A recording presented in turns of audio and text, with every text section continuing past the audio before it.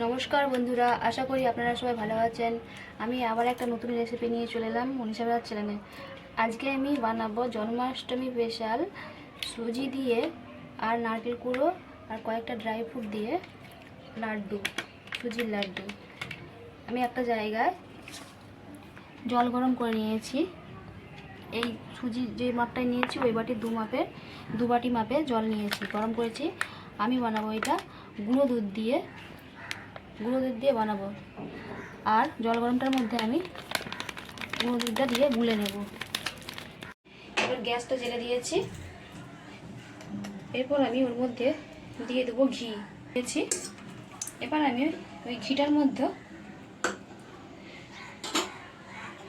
Almond দানা আর কাজু বাদামটা ভেজে নেব।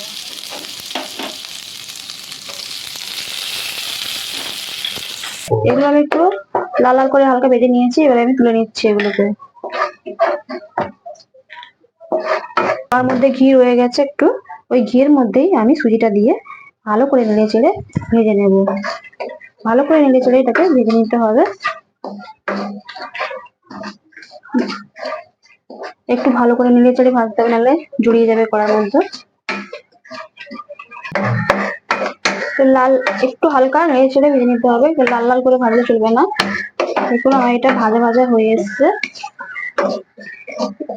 এবার এটাকে আমি দুধের মধ্যে দিয়ে দেবো।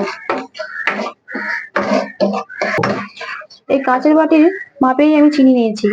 সুজিটা আমি ভর্তি নিয়েছিলাম, কিন্তু তার থেকে একটু কম চিনি নিয়েছি। ওই চিনিটা আমি ওই দুধের মধ্যেই দিয়ে দেবো, গরম দুধের মধ্যে, যাতে গোটা চিনি নিয়েছি ওটা গলে যাবে। দুধের মধ্যে দিয়েছি। আর সুজিটাও আমি এবার ওই দুধটার মধ্যে দিয়ে দেবো।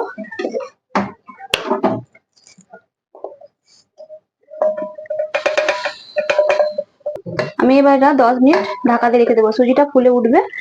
এবার আমি কড়াটার মধ্যে, এটা আমি নারকেল নিয়েছি, নারকেলটাকে আমি কুড়িয়ে নিয়েছি, একটা কাঁচা নারকেল। এই কড়ার মধ্যে আমি এবার নারকেলটা দিয়ে হালকাভাবে ভেজে নেব।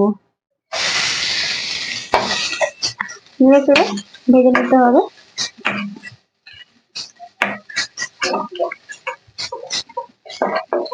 নারকেলটা আমার ভাজা হয়ে গেছে। এবার আমি নারকেলটা তুলে নেব। নারকেলটা বেশি ভাজি না, খালি একটু যে নারকেলের কাঁচা ভাবটা ছিল তাই জন্য একটু নেড়ে চেড়ে একটু ভেজে নিলাম।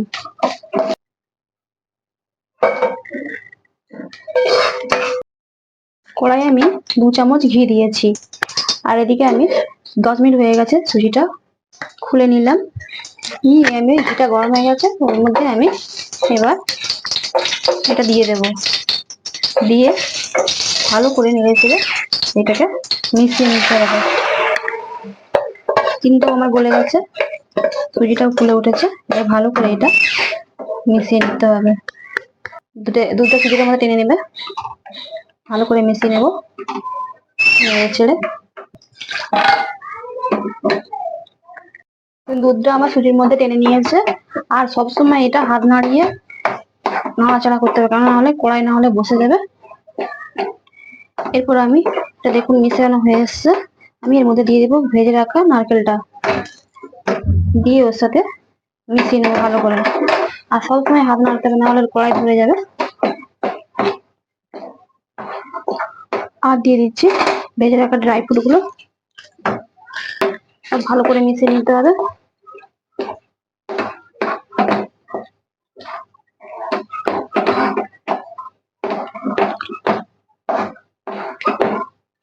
এরপর আমি একটুখানি এলাচ গুঁড়ো করে রেখেছিলাম,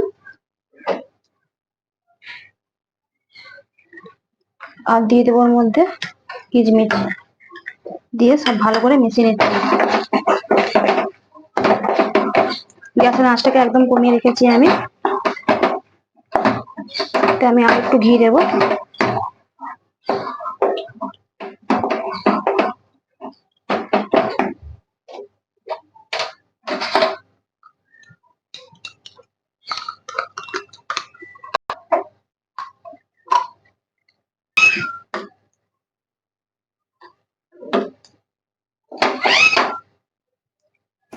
আমি এটাকে সুজিটাকে ভালো করে একটু ভেজে নিয়েছি, হালকা আছে, এরকম ঝরঝরে হয়েছে। এবার আমি এটাকে নামিয়ে নেব, নামিয়ে একটু হালকা ঠান্ডা করে তারপর এটাকে আমি লাড্ডুর আকারে পাকিয়ে নেব। এরকম আমার ঝরঝরে হয়েছে, নামিয়ে নিয়েছি। আর হালকা ঠান্ডা ঠান্ডা হয়ে এসছে, খুব ঠান্ডা হয়ে গেলে এটাকে পাকালে হবে না, একটু হালকা ঠান্ডা আছে। এটাকে আমি এবার হাতে করে চেপে চেপে নিয়ে লাড্ডুর আকারে বানিয়ে নিচ্ছি।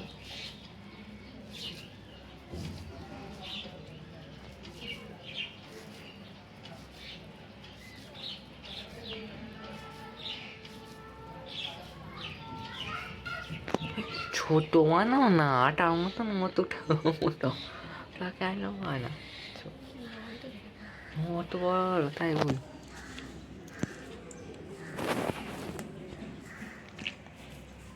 চালিয়ে রেখে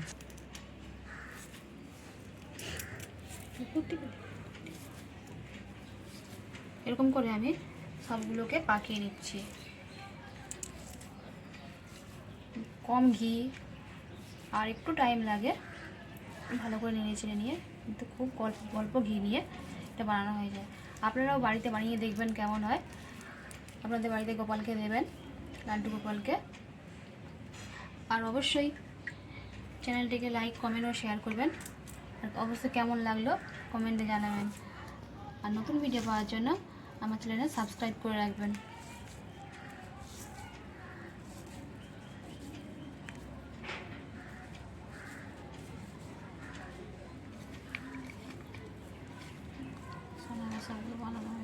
আমার সুজির লাড্ডুগুলো রেডি হয়ে গেছে।